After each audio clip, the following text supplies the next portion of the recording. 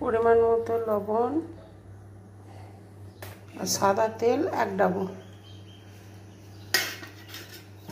সাদা ময়দা ময়ান দিয়ে মেখে নিয়েছি, পনিরটা গ্রেট করে নিয়েছি,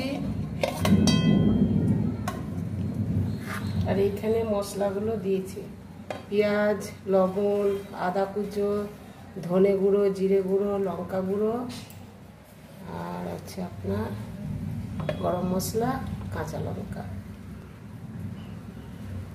এই মশলাগুলো দিয়ে পনিরটার মধ্যে মাখিয়ে,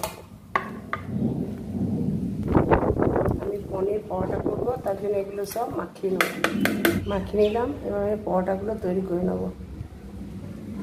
পনির পরোটা আমি এইভাবে রুটিটা বানিয়ে নিলাম। পনিরটা এরকম করে দিয়ে দেবো, একটু করে জল লাগিয়ে দেবো, এইভাবে করে পরোটাটার মধ্যে জল লাগিয়ে দিয়ে আর একটা পরোটা এরকম চেপে দেবো।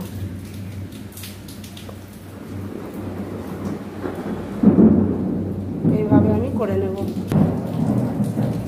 সাদা তেল দিচ্ছি তাওয়ায়, আমি ভেজে নেব।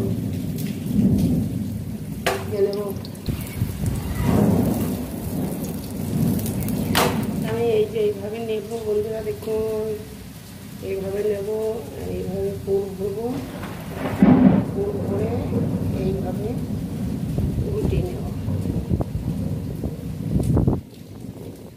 এইভাবে একটা বিল, এইভাবে একটা লেচি মিলে নেব পুর ভরে। কত সুন্দর পরোটা ফুটে গেছে। আর আমি নামিয়ে নেব।